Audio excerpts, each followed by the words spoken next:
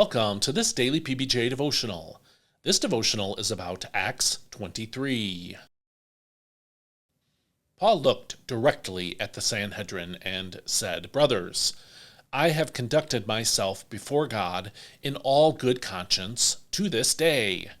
At this, the high priest Ananias ordered those standing near Paul to strike him on the mouth.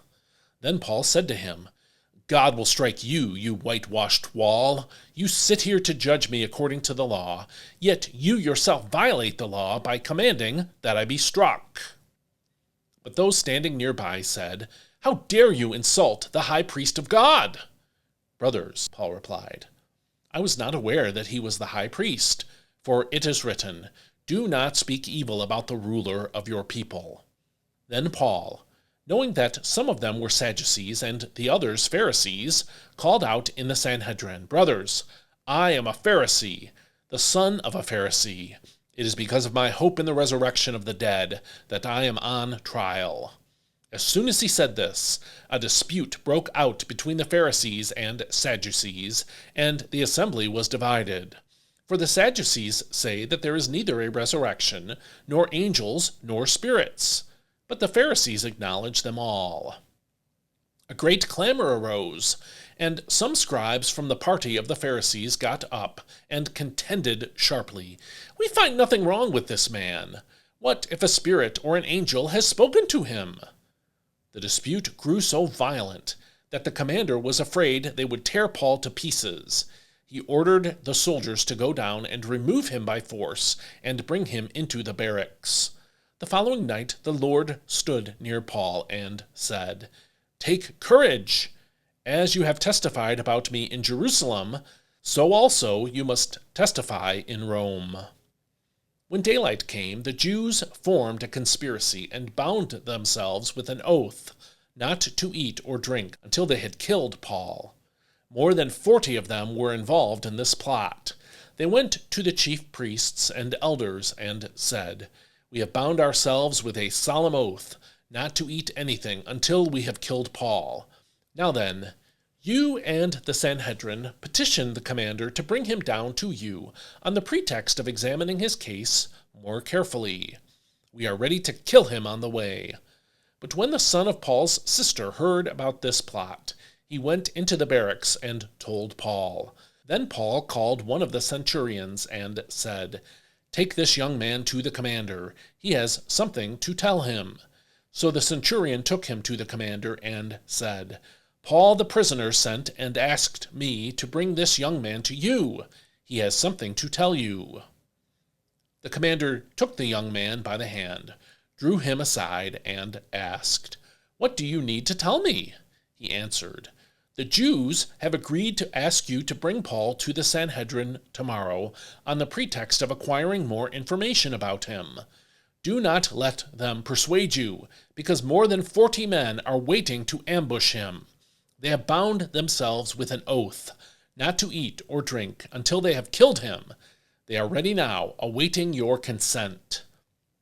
So the commander dismissed the young man and instructed him, "Do not tell anyone that you have reported this to me." Then he called 2 of his centurions and said, "Prepare 200 soldiers, 70 horsemen, and 200 spearmen to go to Caesarea in the 3rd hour of the night. Provide mounts for Paul and take him safely to Governor Felix." And he wrote the following letter: "Claudius Lysias, to His Excellency Governor Felix. Greetings. This man was seized by the Jews, and they were about to kill him when I came with my troops to rescue him. For I had learned that he is a Roman citizen, and since I wanted to understand their charges against him, I brought him down to their Sanhedrin. I found that the accusation involved questions about their own law, but there was no charge worthy of death or imprisonment.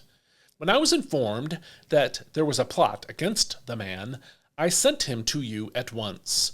I also instructed his accusers to present their case against him before you." So the soldiers followed their orders and brought Paul by night to Antipatris. The next day they returned to the barracks and let the horsemen go on with him. When the horsemen arrived in Caesarea, they delivered the letter to the governor and presented Paul to him. The governor read the letter and asked what province Paul was from. Learning that he was from Cilicia, he said, "I will hear your case when your accusers arrive." Then he ordered that Paul be kept under guard in Herod's praetorium. This is God's word. Let's tie some threads together here as we jump into Acts 23. Paul was in Jerusalem. He went there to deliver an offering collected by the Gentile churches for the Jewish believers who were struggling in poverty. Before he went there, he was told repeatedly that he would face persecution, be bound, and handed over to human authorities. Also, before Paul went to Jerusalem, he sent a letter to the Romans, what we call the Book of Romans, expressing his desire to come see them after his visit to Jerusalem. At the end of Acts 22, which we read last time, Paul gave his personal testimony before the crowd that had rioted due to his presence in the temple. The crowd settled down and listened until Paul spoke of his commission to take the gospel to the Gentiles. At that point, the crowd called for his execution in chapter 22, verse 22. The Roman soldiers who had arrested him, according to chapter 21, verses 31 and 32, prepared to interrogate him, which would have begun by whipping him, according to chapter 22, verse 24. Paul asserted his rights as a Roman citizen at that point, according to verses 25b through 29. And because Paul asserted his rights as a Roman citizen, the Roman commander arranged for Paul to meet with the Jewish religious ruling council called the Sanhedrin in chapter 22, verse 30. That's where we found Paul today in Acts 23. As Paul addressed the Sanhedrin here in Acts 23, his speech did not begin well, according to verses 1 through 5. So Paul used his knowledge about the doctrinal conflicts between the Pharisees and the Sadducees to create a division within the Sanhedrin, according to verses 6 through 9. The Roman authorities took Paul back into protective custody in verse 10, where the Lord revealed to him that Paul would be going to Rome to testify for Christ, as we saw in verse 11. Although it's not spelled out directly, I think this is where we learn why Paul went to Jerusalem, seemingly stubbornly so, despite the many prophecies that Paul received about his imprisonment there. Remember, through those last few chapters of Acts, we read that the Spirit was warning him over and over that he would be arrested and imprisoned in Jerusalem. So why did Paul persist? This is why, I think. Paul had told the Romans in the book that we call Romans that his desire was to come to them, according to Romans 15:23 through 33. At the end of that section in Romans, Paul asked for the believers in Rome to pray for him. Now notice the specifics of his request. This is from Romans chapter 15, verses 31 and 32. Paul said, "Pray that I may be kept safe from the unbelievers in Judea, so that I may come to you with joy by God's will, and in your company be refreshed." And again, that's Romans 15, 31 and 32. Now back here in Acts 22, Paul asserted his rights as a Roman citizen to protect his health and his life. And as we'll see, he later used those rights to appeal to Caesar. Appealing to Caesar required a trip to Rome.